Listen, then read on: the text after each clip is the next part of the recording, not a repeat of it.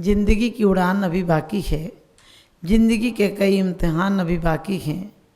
जिंदगी की उड़ान अभी बाकी है, जिंदगी के कई इम्तिहान अभी बाकी हैं।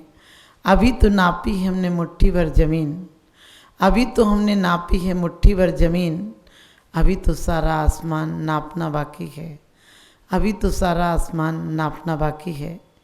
जिंदगी में वास्तव में हम जो कर रहे हैं और जो करना था उसमें बहुत अंतर है। लोग चाहते हैं कि हमको अच्छे कर्मों का फल मिले। हर आदमी चाहता है कि उसे स्वर्ग से ज़िंदगी में लेने के लिए नरक पहुंच जाता है, क्योंकि नाम स्वर्ग का होता है और कमरा नरक का होता है। हर जगह नरक के द्वार पर स्वर्ग के बोर्ड लगे हैं और धोखे से आदमी वहाँ पहुँच जाता है। आचार्य कहते हैं शुभ अशुभ बंद के फल मजार रति अरति करे निज पद विसार। और कहा भी है कि ये शुभ और अशुभ का बंध कैसे होता है। कर्मों का आश्रव एक सा होता है। आश्रव पुण्यात्मा को भी होता है, आश्रव पापी को भी होता है। आश्रव आश्रव होता है, लेकिन आश्रव दो तरह से होता है। एक शुभाश्रव होता है, एक अशुभ आश्रव होता है। एक ठंडी की धूप होती है और एक गर्मी की धूप होती है। ईष्टोपदेश में बहुत अच्छी बात कही कि जब तक हमें मोक्ष की प्राप्ति नहीं होती है तब तक हमें व्रतों के द्वारा कम से कम धूप में इंतजार ना करना पड़े, शांति से स्वर्ग में इंतजार करें। यानी स्वर्गों के सुखों की रूपी छाया में हम इंतजार करें। लेकिन हम ऐसी आदत पड़ी हुई है ताकि जीवन में स्वर्ग का जीवन नहीं चाहते हैं। हम चाहते तो स्वर्ग का हैं, लेकिन कहते हैं जो छुरी के आगे लेटा वो भी है किसी का बेटा, मत छीन किसी का बेटा, मत छीन किसी का बेटा। और कहते यदि हमने दूसरों का घर जलाया नहीं होता तो हमारे घर में कभी अंधेरा नहीं होता। यदि हमने दूसरों के बनते हुए कामों को और बढ़ावा दिया होता, यदि हमने गिरतों को थाम लिया होता, यदि हमने ज़िंदगी में बैसाखी का काम किया होता, तो हमारे साथ जो आज अड़चन आ रही है, जो हमें व्यवधान आ रहे हैं, वो नहीं आए होते।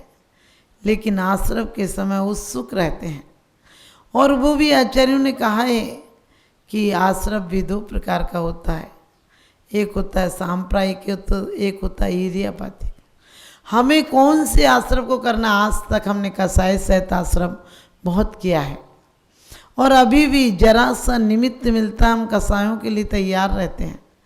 कोई ईंट दे तो हम पत्थर मारने को तैयार रहते हैं। जिस दिन हम ईंट का जवाब फूल से देने लगेंगे, जिस दिन हम अपमान का जवाब सम्मान से देने लगेंगे, उस दिन वास्तव में हम बहुत महान हो जाएंगे। हमारे जीवन में यदि हमें महान बनना है तो हमें कैसे कर्म करना पड़ेंगे, किन लोगों का साथ देना पड़ेगा, इस बात पर हमें जरूर ध्यान देना चाहिए। हमें किन लोगों के साथ रखना है, जो पापी हों, कसाई हों, व्यसनी हों, इनके साथ नहीं रहना है। क्योंकि जरा जरा सी संगति के कारण अंजन जैसा वो राजकुमार होते हुए एक अंजन चोर के नाम से प्रसिद्ध हो गया। उसका नाम अंजन नहीं था, लेकिन कोई अंजन लगाता था जिससे उसे दिखता नहीं था। वो किसी को दिखता नहीं था, एक प्रकार का अंजन लगाता था। उसे लत पड़ गई थी और चोरी की आदत पड़ गई थी। और चोरी की आदत के कारण वो वेश्या के यहाँ तक जाने लगा और हर कुकर्म दक्ष हो गया। लेकिन एक बार सेठ का सानिध्य पाकर हृदय परिवर्तन हुआ और अंजन से निरंजन हो गया, पापी से परमात्मा हो गया, यानी उस मार्ग पर चल चुका। हम भी चाहते हैं कि यदि हम भगवान बने तो हमें कोशिश करनी है कि जो भी हमें मिल रहा है उसके लिए हम आकुलित व्याकुलित ना हों, बल्कि सोचें कि मेरे किए का कर्म है, मेरे किए हुए का फल है। हम बीज तो जहर के लेते हैं, अमृत के पौधे कहाँ से आएंगे? क्योंकि जो हम बो कर जाएंगे वही मिलेगा। एक महिला एक भिखारी को रोज भीख देती थी और लेकिन भिखारी अजीब था, भीख भी ले लेता, कुछ बड़बड़ाता रहता, धन्यवाद नहीं देता। आपने देखा होगा, आप देते हैं तो पहले आपको अपेक्षा रहती है ये मेरे बारे में क्या बोलेगा, कितने लोगों से बोलेगा, क्योंकि आप बिना आकांक्षा के तो कोई काम नहीं करते हैं। और जिस दिन बिना आकांक्षा के काम करने लगेंगे उसी दिन आप वास्तव में देवताओं की तरह हो जाएंगे, आप परमात्मा हो जाएंगे, आप मोक्ष मार्गी हो जाएंगे, आप पुण्यात्मा हो जाएंगे।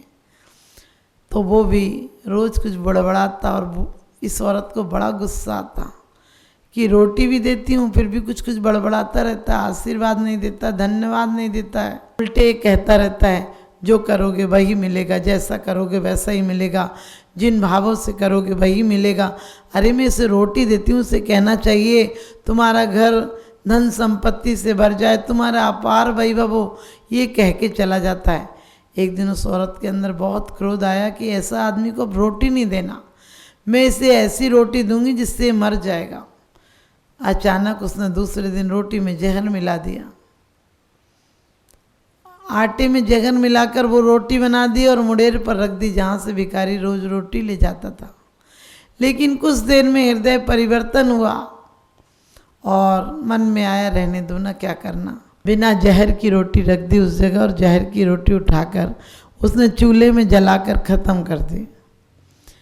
और वो भिखारी रोज की तरह आया और वो 2 रोटी लेकर चला गया। और 2 दिन के बाद उसका बेटा आना था, उसी स्त्री का। वो बेटा आया और वो बेटा बड़े फटे हाल था, बहुत बुरी दशा में था, कपड़े फट गए थे, लहू लुहान हो गया था, कई जगह खरोंचे आ गई थी। बेटे को देखकर माँ तो रो पड़ी, कहने लगी बेटा तू कैसी हालत में आया, क्या हो गया? बोले माँ मेरा एक्सीडेंट हो गया था, एक बूढ़े बाबा जी ने मुझे अपने घर में रखा और उन्होंने मुझे रोटियां खिलाई। रोटियां 2 दिन की बासी थी लेकिन मैं भूखा था, आज यदि वो रोटियां नहीं मिलती तो मैं मर जाता। माँ उस बाबा का बहुत बहुत धन्यवाद। उसने कहा बेटा वो कहाँ रहता है? और उस बेटे ने बताया कि गांव के बाहर एक झोंपड़े में रहता है। और अचानक जैसे ही वो भिखारी रोज की तरह आता था और उस दिन भी आया, उस बच्चे ने कहा माँ यही भिखारी तो है, इसी ने तो मुझे 2 रोटियां देकर मेरा पेट भरा था। वो तो दंग रह गई और कहने लगी अरे उस दिन मेरे से कितनी बड़ी गलती हो जाती, मेरे से कितना गलत काम हो जाता। उस दिन यदि मैं रोटियां नहीं उठाती तो मेरा बेटा मर जाता, उन्हीं रोटियों से मेरे बेटे की ज़िंदगी बची है। और ये सही कहता था बाबा, जैसा करोगे वैसा ही भरोगे, जो दोगे वही मिलेगा। वास्तव में वो पैरों में पड़ गई। उसने कहा बेटा सिर्फ मैं इसलिए नहीं कहता हूँ, मैं तुम्हें धन्यवाद दूंगा तो तुम्हें अभिमान आ जाएगा, जो धन्यवाद नहीं देगा उसे तुम रोटी नहीं दोगी।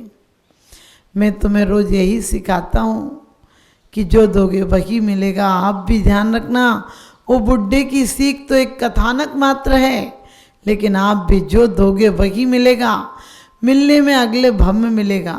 कुंद कुंद स्वामी कहते हैं यदि पुण्यात्मा धर्मात्मा दानी दुखी है, पापी कृपण सुखी है, तो समझ लेना कि पूर्व कर्मों का फल है।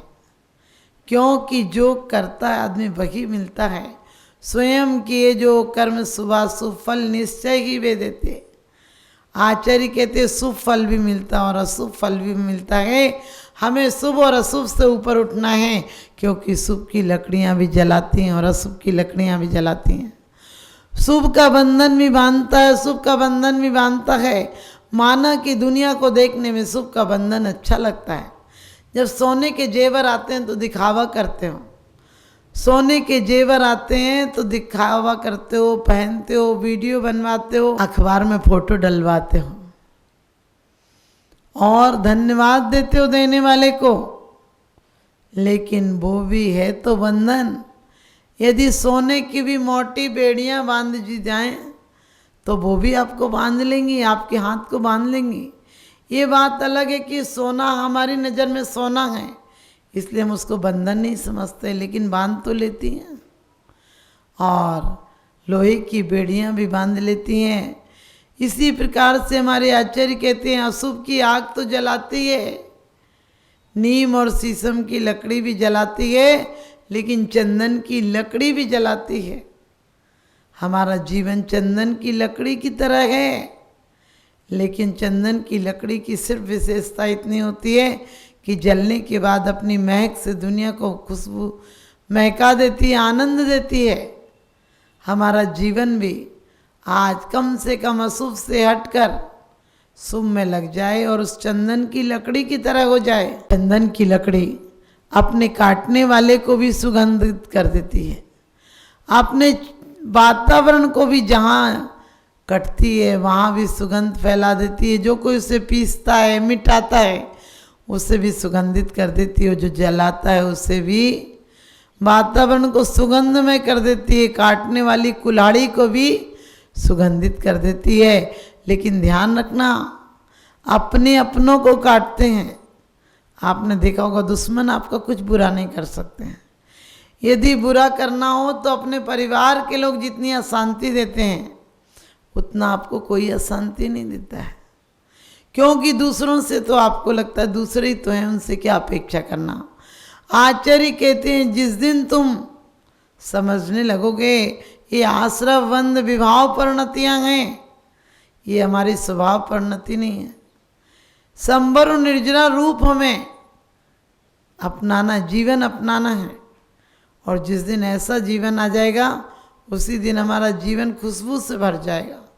उस दिन हमारा दुनिया में कोई शख्स बुरा नहीं कर सकेगा। उस दिन दुनिया में हमें कोई बिगाड़ नहीं कर सकता है, दुनिया में कोई गिरा नहीं सकता है। तो हम अपने जीवन को यदि चाहते हैं कि उज्जवल बनाएं, बहुत सुंदर बनाएं, तो हमें चाहिए कि अपने जीवन को आनंद से भर दें और हमारे आसपास वातावरण को भी बहुत आनंदमय भर दें। क्योंकि पुण्यात्मा धर्मात्मा जहाँ जाते हैं जंगल में मंगल हो जाता है। उनके कदम जहाँ पड़ते हैं वहीं तीर्थ हो जाते हैं, और रागी के कदम जहाँ पड़ते हैं वहीं मनहूसी छा जाती है। आपने देखा होगा क्रोधी, कसाई, पापी जहाँ रहे वहीं मनहूसी छा जाती है। चंगेल खान ने किसी ज्योतिषी से पूछा कि मैं 11 बजे सोकर उठता हूँ, कोई हर्जा तो नहीं है? उनने कहा कि बादशाह आप तो यदि दिन भर सोएं तो भी कोई हर्जा नहीं, फायदा ही है। उनने कहा क्या फ़ायदा है? कहने लगे लोग सुकून से जी सकेंगे। हिटलर को क्या था? चंगेल खान, हिटलर, स्टेलिन, इन लोगों ने क्या किया? 1,30,00,000 लोग हिटलर ने मार दिए, स्टेलिन ने भी इतने ही लोग मार दिए। क्या इनकी ज़िंदगी में आनंद था? ये सिर्फ चीख पुकार त्रासदी की आनंद जानते थे। और दूसरी तरफ हमारे महापुरुष हुए हैं जिन्होंने दया, करुणा, प्रेम से हिंसकमय यज्ञों को बंद कर दिया और बुरी प्रथाओं को बंद कर दिया, मान्यताओं को बंद कर दिया। क्योंकि कहते हैं टूट जाने दो पुरानी इन मान्यताओं को, टूट जाने दो पुरानी जर्जित इन मान्यताओं को, जिस शिला पर हाथ रख दो। टूट जाने दो इन पुरानी मान्यताओं को, जिस शिला पर हाथ रख दो वो शिला भगवान होगी। जिस शिला पर हाथ रख दो वो शिला भगवान होगी। हमारे जीवन में पुरानी मान्यताओं को, रूढ़ियों को, बाप मर रहा है अपने बेटों को कह जा रहा है केस खत्म मत करना। आज अब वर्तमान में देख रहे हैं देशों की हालत, देशों की कितनी संपत्तियां, कितने लोग, कितनी जिंदगी, कितने बच्चे बे माँ बाप के हो गए, कितनी औरतें विधवा हो गई, कितने पतियों की जान चली गई। किस लिए? सिर्फ इन सत्ताधारियों के लिए, इन चंद लोगों के लिए जिनके जीवन में ना आराम है, न सुकून है, न नींद है, न अमन चैन है, न चैन से रहने देते हैं किसी को। इसीलिए हमारे आचार्यों ने कहा है कि इन बेवजह की बातों में दिमाग मत लगाना, अपने जीवन में सबको आनंद से रहने देना, सबको खुशी हंसी से रहने देना, सबको हरा भरा रहने दो, सबको हरा भरा रहने दो। ये जीवन का सार है। सबको हरा भरा रहने दो, ये जीवन का सार है। और दो शब्दों में जीत है भैया, दो शब्दों में हार है। दो ही शब्द दो ही होते हैं, वो जीत के कारण भी बन जाते हैं, वो हार के कारण भी बन जाते हैं। हमें जीवन में हार भी हमारी जीत बन जाए, क्योंकि संसारी में और सन्यासी में अंतर होता है। सन्यासी सब कुछ छोड़ देता है जो बेकार है, व्यर्थ है, और सन्यासी वो पा लेता है जो जीवन में सार है, जो परलोक तक जाएगा, वो संपत्ति पा लेता है। हम संपत्ति को भी संपत्ति कहाँ समझ पाए। हम संपत्ति को आज तक संपत्ति नहीं समझे हैं। हम संपत्तियों को कुरीतियों की तरह अपना रहे हैं। हमें छीन झपट कर, रोज झीक कर, आकुलता व्याकुलता से संपत्ति मिलती है, उसको हमने संपत्ति समझ रखा है। वो तो एक दिन भी चैन से नहीं रहने देती है। बड़ी सुंदर बात आचार्यों ने कही है कि जब तक उत्पत्ति नहीं हो, संपत्ति आए नहीं, तब तक आकुलता का कारण आ जाए तो रक्षण आकुलता का कारण, और चली जाए तो वियोग आकुलता का कारण। कभी कभी आप देखते हैं पद चला जाए तो अटैक पड़ जाता है, धन संपत्ति चली जाए तो अटैक पड़ जाता है, क्योंकि आदमी जीवन भर संपत्ति की चौकीदारी करता है, चौकसी करता है, कभी उससे जीवन में सुख और आनंद नहीं मिलता है। हमारे जीवन में भी हमने यही किया है। जीवन में सिर्फ चौकीदारी की है धन संपत्ति की, धन संपत्ति का आनंद नहीं लिया है। धन संपत्ति का आनंद तो वो ले पाते हैं जो मालिक हो जाते हैं। मालिक कौन हो पाता है? जो धन संपत्ति का उपयोग कर पाता है। एक बार की बात, 4 बेटे थे, चारों के पास, किसी के पास पद था, किसी के पास यश था, किसी का बहुत नाम था, लेकिन चौथा था कि वो प्रेम चाहता था और प्रेम देता भी था। अचानक जब बंटवारे का समय आया तो लोग अपनी अपनी चीज़ें लेने लगे। कोई संपत्ति लेने लगा, कोई सत्ता लेने लगा, कोई लोगों की नेतागिरी लेने लगा, और सब ने सब लिया। लेकिन छोटे ने कहा मुझे तो प्रेम रहने दो। और कहते हैं एक मौका आया, लक्ष्मी आई और सेठ से बोली तू किस बेटे के पास रहेगा। तीनों बेटों ने उसे मना कर दिया, लेकिन छोटे बेटे ने कहा कि हम पिताजी के पास रहेंगे, क्योंकि वो नालायक होते हैं जो कहते हैं पिताजी माँ हमारे पास रहते हैं, वो लायक होते हैं जो कहते हैं हम माँ बाप के पास रहते हैं। क्योंकि तुम माँ बाप के पास रहो ये लायकी है, तुम माँ बाप को अपने पास रखो ये तुम्हारा अहंकार है। और कहते संपत्ति आई थी पूछने के लिए, चारों बेटों ने अपनी अपनी चीज़ें मांग ली। संपत्ति बड़े बेटे से बोली मैं तेरे साथ नहीं रहूँगी, क्योंकि तू अकेले संपत्ति चाहता। दूसरे ने कहा मैं सत्ता भी नहीं रहूँगी, और तीसरे कहने लगी मैं हुकूमत भी तेरे साथ नहीं रहूँगी, मैं तो जहाँ प्रेम रहता है वहीं रहूँगी। तो जहाँ प्रेम होता है वहाँ संपत्ति भी अपने आप आ जाती है, वहाँ सत्ता भी अपने आप आ जाती है। भले नेता झूठ बोलते हो वोट के पहले कि हमें जिताइए, लेकिन ये जिताने के बाद क्या करते हैं? पहले का नेता कहता था कि तुम हमें वोट दो हम तुम्हें आज़ादी देंगे, आज का नेता कहता तुम हमें खून दो हम तुम्हें बर्बादी देंगे, परेशानी देंगे। ऐसा नेता हो गया। हर नेता तो यही बोलता है। और नेता बनते क्यों? यदि इनके घरों में खाने को है तो सब इसलिए बनते हैं कि बड़े बड़े लोगों को लाइसेंस दे देंगे, बड़ी बड़ी कंपनियां सौंप देंगे, ताकि फिर इनके यहाँ कोई छोटा मोटा पैसा नहीं, बड़ी की बड़े बंडल आएंगे, करोड़ों अरबों रुपए आएंगे। वरना इतने चुनाव में पैसे क्यों खर्च करते हैं? पागल नहीं क्या? दिवाली आउट निकालने क्या?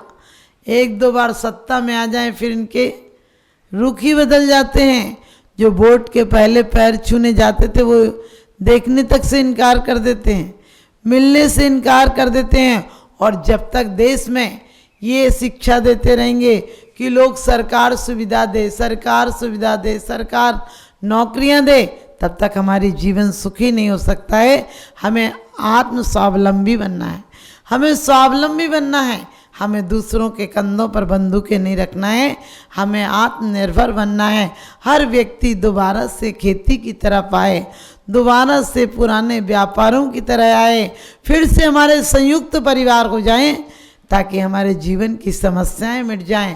पहले एक कमाता था और सारे लोग खाते थे, अब सारे कमाते हैं फिर भी घर में 4 लोग नहीं खा पाते हैं।